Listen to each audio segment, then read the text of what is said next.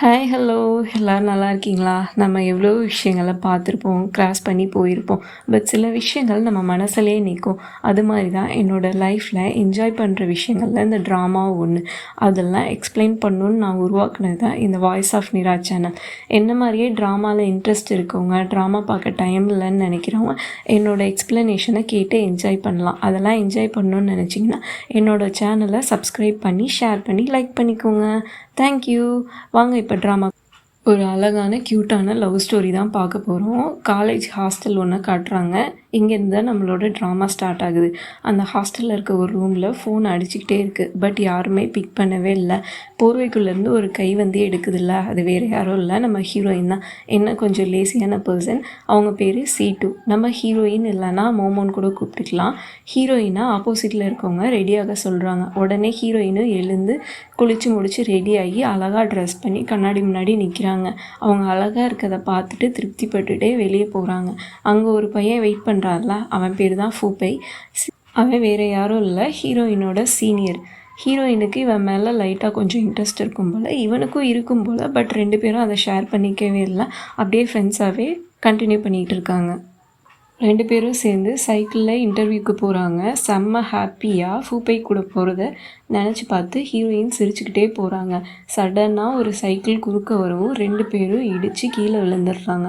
ஆப்போசிட்டில் ஒரு பையன் ஹேண்ட்ஸமாக இருக்கான்ல, அவன் வேறு யாரும் இல்லை, நம்ம கதையோட ஹீரோ இவன் தான். இவன் பேர் கூவை. நம்ம வந்து ஹீரோனே கூப்பிட்டுக்கலாம்.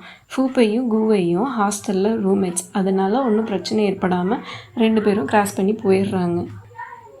ஹீரோயினோட ட்ரெஸ் சைக்கிளில் மாட்டியிருக்கிறதுனால எடுக்க முடியாமல் கஷ்டப்படுறாங்க. அங்கே வந்த ஹீரோ, உனக்கு வெளியே போக ரொம்ப அர்ஜென்ட்டாக, டைம் அதிகமாக இல்லையா அப்படின்னு சொல்லிட்டு ஒரே இழுவாக பிடிச்சி ஹீரோயின் ட்ரெஸ்ஸை பிடிச்சி இழுத்து விட்டுறாரு. ட்ரெஸ்ஸே கிழிஞ்சு போயிடுது. அதெல்லாம் எதையும் கண்டுக்காமல் ஹீரோ பாட்டுக்கு சைக்கிளை எடுத்துகிட்டு கிளம்பி போயிடுறாரு.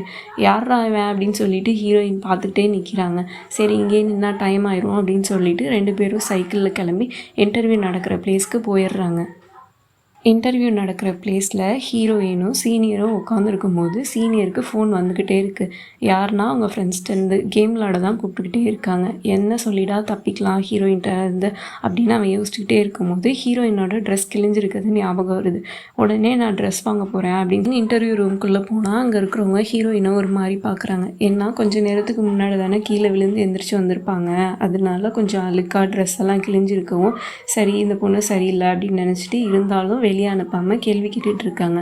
ஆக்சுவலாக ஹீரோயின் ஒரு அக்கௌண்ட் ஸ்டூடெண்ட். பட் அவங்களுக்கு இந்த விளம்பரம் அதெல்லாம் க்ரியேட் பண்ணுறது ரொம்ப பிடிக்கும். அதனால அது சம்மந்தப்பட்ட இடத்துக்கு தான் இவங்க இப்போ அங்கே இன்டர்வியூ எடுக்க உட்காந்துருக்கவங்கலாம் கேட்குறாங்க, நீங்கள் படித்தது அக்கௌண்ட்ஸ், பட் இருந்தாலும் ஏன் இந்த ஜாபை செலக்ட் பண்ணுறீங்க, ஏன் இங்கே ஒர்க்குக்கு வந்திருக்கீங்க அப்படின்னு சொல்லிட்டு கேட்குறாங்க. அங்கே இன்டர்வியூ பண்ண உட்காந்துருப்பாங்கள்ல, அவங்களாம் கொஸ்டின் கேட்குறாங்க. நீங்கள் படித்தது அக்கௌண்ட்ஸ், இருந்தாலும் ஏன் இந்த டிபார்ட்மெண்ட்டுக்கு வர ட்ரை பண்ணுறீங்க அப்படின்னு சொல்லி கேள்வி கேட்கும்போது ஹீரோயின் சொல்கிறாங்க, எனக்கு சின்ன வயசுலேருந்தே இதில் ஆர்வம், அதனால இதுக்காக இன்டர்வியூ அட்டன் பண்ணுறேன் அப்படின்னு சொல்லி நிறைய ஆன்சர்ஸ்லாம் பண்ணிகிட்டு இருக்காங்க. அவங்களும் வேறு டிபார்ட்மெண்ட்டுங்கிறதுனால நீங்கள் பண்ண ஏதாச்சும் சாம்பிள் ஒர்க் கொடுங்க அப்படின்னு சொல்லி கேட்குறாங்க.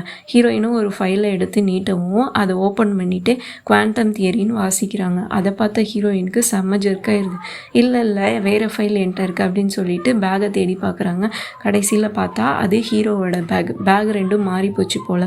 இதனால இன்டர்வியூவர்ஸ் வந்து செம்ம கடுப்பாயிடுறாங்க. நீங்கள் வந்து இன்ட்ரெஸ்டடாக இல்லை, எங்களோட டைமை வந்து ரொம்ப வேஸ்ட் பண்ணிகிட்டு இருக்கீங்க, அதனால தயவுசெய்து வெளியே போயிருங்க அப்படின்னு சொல்லி வெளியே அனுப்பி விட்றாங்க. ஹீரோவை காமிச்சா அவருக்கு இன்றைக்கி ஒரு எக்ஸாம் இருக்கும் போல். எக்ஸாம் ஹாலில் உட்காந்துட்டு இருக்கும்போது பக்கத்தில் இருக்க பையன், பென் கொஞ்சம் கடன் தரீங்களா அப்படின்னு சொல்லிட்டு கேட்குறான். சரி இந்தாங்க வச்சுக்கோங்க அப்படின்னு சொல்லிட்டு எடுத்து வச்சா என்னன்னு பார்த்தா சானிட்டரி பேட். அப்புறமேட்டு பேக்கை ஃபுல்லாக தேடி பார்த்தா கடைசியில் அது ஹீரோயின் பேகு. அப்போ தான் ஹீரோவுக்கு ஞாபகம் வருது, ஐயையோ பேகை மாற்றி எடுத்துகிட்டு வந்துட்டோம் போல், இப்போ என்ன பண்ணுறது, எக்ஸாமோட அட்மிட் கார்டெலாம் அதில் தான் இருக்குது அப்படின்னு சொல்லிட்டு யோசிச்சுட்டு இருக்கும் போதே ப்ரொஃபஸரும் உள்ளே வந்துடுறாரு. ஒவ்வொருத்தட்டையாக ஹால் டிக்கெட் செக் பண்ணி பார்த்துட்டு இருக்கும் போது போது ஹீரோட்ட இல்லைன்னு தெரிஞ்சிருது. அதனால ஹீரோவை எக்ஸாமை விட்டு வெளியே அனுப்பிடுறாங்க. ஹீரோவும் கோபத்தோடு வெளியே வந்துட்டு இருக்கும்போது ஹீரோயினோட ஃபோன்லேருந்து கால் வருது. பேசுகிறது யாருன்னா ஹீரோயினோட சீனியர் தான். எனக்கு சிட்டுமோவை பற்றிலாம் தெரியாது, பட் என்னோட எக்ஸாம்ஸ் ரெஸ்டாரண்ட்டில் மீட் பண்ணுறாங்க. அப்போதைக்கு சீனியர் தான் 2 பேரையும் இன்ட்ரடியூஸ் பண்ணி வைக்கிறான். 2 பேரும் இன்ட்ரடியூஸ் ஆகிட்டு அவங்க பேக்கை எக்ஸ்சேஞ்ச் பண்ணிக்கிறாங்க. உடனே கூவை வந்து அவனோட பேக்கை செக் பண்ணுவோம். இதை பார்த்தா மோமோவும் பதிலுக்கு செக் பண்ணுறாங்க. அவங்க எதையோ தேடிகிட்டே இருக்காங்க. சீனியரும் என்ன தேடுறேன்னு கேட்டால் அதுவா நேற்று தான் வாங்கினேன், அது உனக்கு தேவையில்லாது அப்படின்னு சொல்லும். என்னவா இருக்கும் அப்படின்னு சொல்லிட்டு யோசிச்சுட்டே இருக்காரு ஹீரோ. அப்போ தான் ஞாபகம் வருது சானிட்டரி பேட். ஐயோ அதை எடுத்து எக்ஸாம் ஹால்குள்ளே வச்சோமே, எடுத்துகிட்டு வர மறந்துட்டோம் போல அப்படின்னு நினச்சிட்டு இருக்கும்போது ஹீரோயின் பார்க்குறாங்க. அவனோட திருட்டு மொழியை பார்த்த பிறகு சரி நீயே வச்சுக்கோ அதை கிஃப்டா அப்படின்னு சொல்லிட்டு கலாச்சி விட்டு அங்கேருந்து சிரிச்சுட்டே எழுந்திரிச்சு போயிடுறாங்க அவங்க ரூமுக்கு. அங்கே போனால் அங்கே ஒரு மற்ற 3 பொண்ணுங்க இருக்குங்க. ஒன்று என்னன்னா எப்போ பார்த்தாலும் மேக்கப் போட்டுக்கிட்டே இருக்குது, இன்னொன்று எப்போ பார்த்தாலும் சாப்பிட்டுக்கிட்டே இருக்குது, இன்னொரு பொண்ணு புத்தகத்துக்குள்ளேயே நுழைஞ்சிரும் போல் எப்போ பார்த்தாலும் படிச்சுக்கிட்டே இருக்குது. இந்த பொண்ணு தான் நம்ம கேங்க்கு லீடர் மாதிரி, எல்லாத்தையும் வழி நடத்துறதுலாம் இந்த பொண்ணு தான். இந்த பொண்ணை நம்ம புக் வாம்னு வச்சுக்கலாம். நெக்ஸ்ட் டே ஹீரோயினுக்கு கேம்பஸ்லேயே இன்டர்வியூ அரேஞ்ச் பண்ணியிருந்துருப்பாங்க போல். அந்த இன்டர்வியூவில் உட்காந்துக்கிட்டு இருக்கும்போது கம்பெனி பற்றிலாம் எக்ஸ்பிளைன் பண்ணிகிட்டு இருக்காங்க. அங்கே இருக்க சிஸ்டம் ஒழுங்காக ஒர்க் ஆகாததுனால டெக்னீஷியனை போய் கூட்டிகிட்டு வர சொல்லி ஒருத்தரை அனுப்பி விட்றாங்க. கொஞ்சம் நேரம் கழித்து கதவு திறக்குது. யாருன்னு பார்த்தா நம்ம ஹீரோ. அந்த லேடி வந்து இவன் தான் டெக்னீஷியன் அப்படின்னு நினச்சிட்டு ஹீரோவை கூட்டிகிட்டு வந்து சிஸ்டமை சரி பண்ண சொல்கிறாங்க. அவனும் தட்டி தட்டி பார்த்துட்டு சிஸ்டமை சரி பண்ணி கொடுத்துட்டு சிட்டுமோவை நோக்கி வரான். அதை பார்த்த ஹீரோயினுக்கு அப்படியே நெஞ்சே வெடிச்சிரும் போல் டப் டப் டப் டப்னு அடிக்குது. அங்கே கீஸ் இருக்கும், அதை எடுத்து கொடு அப்படின்னு சொல்லிட்டு கீஸை அசால்ட்டாக வாங்கிட்டு லேப் ரூமை ஓப்பன் பண்ணால் அங்கே ஃபிசிக்ஸ் வாத்தியார் உட்காந்துருக்காரு. நேற்று ஹீரோ எக்ஸாம் அட்டன் பண்ணல, அதனால இன்னொரு தடவை எக்ஸாம் அட்டன் பண்ணுறியா, நான் சார்கிட்ட பேசட்டா அப்படி இப்படின்னு சொல்லி கேட்டாலும் ஹீரோ அதெல்லாம் வேணாம், அது மற்றவங்களுக்கு பண்ணுற அநீதி, அந்த தப்பை நான் என்றைக்குமே பண்ண மாட்டேன் அப்படின்னு சொல்லிட்டு வாத்தியாரையே விரட்டி விட்டுறாரு. ஹீரோயின் அந்த கிளாஸில் உட்காந்து இன்டர்வியூ அட்டன் பண்ணிகிட்டு இருப்பாங்கள்ல. இன்டர்வியூலாம் முடிச்சுட்டு வெளியே வந்தால் ஃபூப்பை இழுத்துட்டு போகிறான். எங்கே கூட்டிகிட்டு போகிறான்னா லஞ்சு சாப்பிட. அங்கே கூப்பிட்டு போயிட்டு ஒரே அருவை, நான் அதை பண்ணுவேன் இதை பண்ணுவேன், உனக்காக ஃப்யூச்சரில் இருப்பேன் அப்படி இப்படின்னு சொல்லி செம்மையாக அறுத்துட்டு இருக்கான். அப்போதைக்கு ஹீரோயினுக்கு ஒரு மெசேஜ் வருது. அவங்க அதை பார்த்துட்டு மூஞ்சி அப்படியே பிரைட் ஆகுது. என்ன அப்படின்னு சொல்லிட்டு கேட்கும் போது அட்வர்டைஸிங்க்கான இன்டர்வியூக்கு என்னை கூப்பிட்ருக்காங்க அப்படின்னு சொல்லவும், இங்கே காமி நானும் பார்க்குறேன் அப்படின்னு சொல்லிட்டு ஃபோனை வாங்கி பார்த்துட்டு இது ஓல்டு ஸ்கூலுக்கு பக்கத்தில் இருக்குது, நானும் உன் கூட வரேன் அப்படின்னு சொல்கிறான்.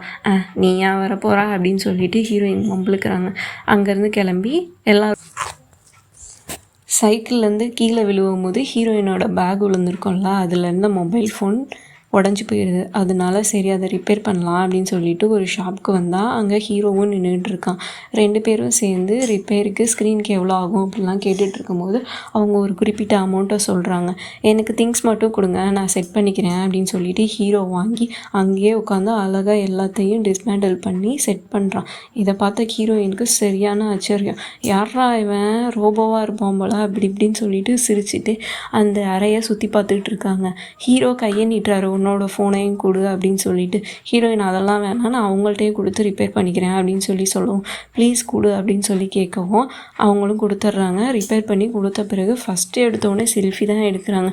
ஹீரோ அதெல்லாம் கண்டுக்கவே இல்லை. அவர் அதுக்கான பேமெண்ட்டை மட்டும் கொடுத்துட்டு அங்கேருந்து கிளம்பி போயிடுறாரு.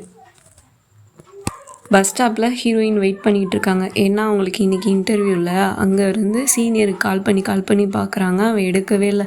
மெசேஜும் பண்ணுறாங்க, பார்க்கவே இல்லை. இதனால கோவமாகி சேடாகி அங்கேருந்து நான் போகிறேன், நீ வீட்டிலே இரு அப்படின்னு சொல்லிட்டு மெசேஜை மட்டும் போட்டு பஸ்ஸில் போயிடுறாங்க.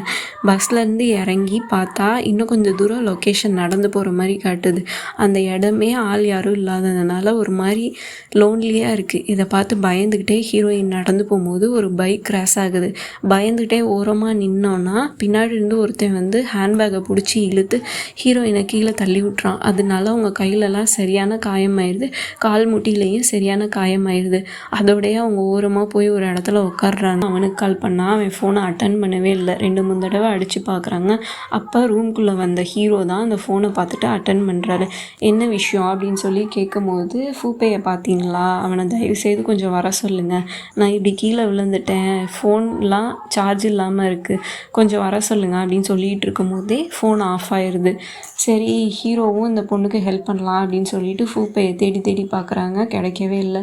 சரி நம்ம தான் போய் ஹெல்ப் பண்ணுவோம் அப்படின்னு சொல்லிட்டு அங்கேருந்து ஹீரோ கிளம்புறாரு. உட்காந்துருப்பாங்க, விழுந்து எந்திரிச்சதுனால கையெல்லாம் காயமாக இருக்கும், முட்டிலாம் காயமாக இருக்கும். அதை பார்த்து ஃபீல் பண்ணிகிட்டு இருக்கும் போதே ஆப்போசிட்டில் ஒரு உருவம் வந்து நிற்கிது. யாருன்னு பார்த்தா நம்ம ஹீரோ. சரி வா அப்படின்னு சொல்லிட்டு கேபில் ஏற்றுறாரு ஹீரோயினை. 2 பேரும் சேர்ந்து கேபில் போயிட்டு இருக்கும்போது ஹீரோயினோட காயத்தெல்லாம் பார்த்து ஹாஸ்பிட்டல் போங்க அப்படின்ட்டு டிரைவர்கிட்ட சொன்னால், அதெல்லாம் ஒன்றும் வேணாம், எனக்கு சின்ன காயம்தான், போய் ஆயில்மெண்ட் அப்ளை பண்ணால் சரியாக போயிடும் அப்படின்னு சொல்லிட்டு ஹீரோயின் சொல்கிறாங்க. சரி சரி போ அதெல்லாம் ஒன்றும் இல்லை, கையை காலை மட்டும் கொஞ்சம் எடுக்கிற மாதிரி இருக்கும் அப்படின்னு சொல்லிட்டு ஹீரோ வம்பளுத்து விடவும் சரி சரி ஹாஸ்பிட்டலுக்கே போகலாம் அப்படின்னு சொல்லிட்டு 2 பேரும் ஹாஸ்பிட்டலுக்கு போயிடுறாங்க. கால்லையும் கொஞ்சம் அடிபட்டிருக்கும்ல, அதனால் நொண்டி நொண்டி வரதை பார்த்துட்டு ஹீரோ எங்கேயோ போய் வீல் சேரை எடுத்துகிட்டு வராரு. அதை பார்த்தோன்னே ஹீரோயினுக்கு செம்ம எம்பேரசிங் ஆயிடுது. அங்கங்கே ஓடலாம் அப்படின்னு சொல்லிட்டு தப்பிக்கலான்னு பார்த்தா கடைசியில் ஹீரோக்கிட்டேயே வந்து மாட்டிக்கிறாங்க. வேறு வழி இல்லாமல் வீல் சேர்லேயே உட்காந்து டாக்டர் இருக்க ரூமுக்கு போகிறாங்க. இதை பார்த்தோன்னே டாக்டர் ஐயோ காலுக்கு என்னாச்சு, ஸ்கேன் ரிப்போர்ட்லாம் எடுத்துகிட்டு வந்துட்டிங்களா அப்படின்னு சொல்லிட்டு காலை பிடிக்கிறாரு.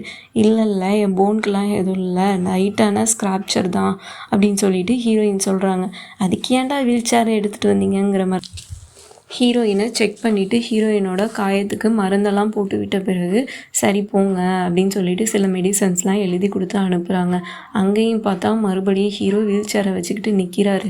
ஹீரோயின் வேணாம் அப்படின்னு சொன்னால் டாக்டர் வந்து செம்மையாக கலாய்ச்சி விட்றாரு. பரவாயில்லம்மா, லவ்வர் தானம்மா, பாய் ஃப்ரெண்டு தானம்மா, போமா கொஞ்சமாச்சு அஃபெக்ஷனை ஏற்றுக்கோமா, இந்த பசங்களோட மனசை புரிஞ்சுக்கோமா அப்படி இப்படின்னு சொல்லி செம்மையாக கலாய்ச்சி விட்டு அனுப்பி விட்றாரு. சரி அங்கேருந்து தப்பிச்சா போதும் அப்படின்னு சொல்லிட்டு வீல் சேரில் உட்காந்து வெளியே வந்தால் அங்கே ஒருத்தர் கால் உடஞ்சி கட்டு போட்டு நடந்து போயிட்டுருப்பார். இதை பார்த்தோன்னே ஹீரோயினுக்கு இன்னும் எம்பாரசிங் ஆயிரும். ஓடு அப்படின்னு சொல்லிட்டு வேகமாக வீல் சேரை தள்ளிட்டு போகிறாங்க. ஹீரோயினுக்கு அடிப்பட்ட நியூஸை கேட்டு சீனியர் வேகமாக ஹாஸ்பிட்டலுக்கு ஓடி வந்து ஹீரோயினை பார்க்குறான். ரொம்ப பெருசாக எந்த காயமும் இல்லை அப்படின்னு நினச்சி ஃபீல் பண்ணிக்கிட்டே சரி நீ போ குவே, நான் பார்த்துக்கிறேன் அப்படின்னு சொல்லிட்டு வீல் சேரை தள்ளிட்டு கொஞ்சம் தூரம் போகிறான். கடைசியில் பார்த்தா ஹீரோயின் மருந்து வாங்க சொல்லவும் ப்ரிஸ்கிரிப்ஷன் எடுத்துகிட்டு ஹீரோயினை அப்படியே விட்டுட்டு போயிடுவான். அதனால் ஹீரோயின் ஃபீல் பண்ணிகிட்டே வீல் சேரை தள்ளுவாங்க. அவங்களால தள்ளவே முடியாது, ரொம்ப அப்படியே ஒரு மாதிரி உடஞ்சி போயிடுவாங்க. ஏன் இவனுக்கும் நமக்கும் செட் ஆகவே மாட்டேங்குது அப்படின்னு அழுக கூட ஸ்டார்ட் பண்ணிடுவாங்க. அதை பார்த்த குவே உடனே வந்து வீல் சேரை தள்ளுறதுக்காக ஹெல்ப் பண்ணுவான். இந்தா யூஸ் பண்ணிக்கோ அப்படின்னு டிஷ்யூஸ் கொடுக்கவும், இல்லையே நான் அழுகவே இல்லையே அப்படிங்கும். சரி வேர்த்திருக்கு பாரு, அதை தொடச்சிக்கோ அப்படின்னு சொல்லிட்டு ஹீரோவும் கூட்டிகிட்டு போயிடுறான். அடுத்தடுத்து இவங்களுக்குள்ளே என்னென்ன நடக்க போகுது, யார் யாருக்கு ஜோடி ஆக போகிறாங்க, யார் யாரை லவ் பண்ண போகிறாங்கங்கிறத அடுத்தடுத்த எபிசோட்ஸில் பார்க்கலாம். அதுவரை உங்களிடமிருந்து விடைபெறுவது நான் உங்கள் நீரா. பை.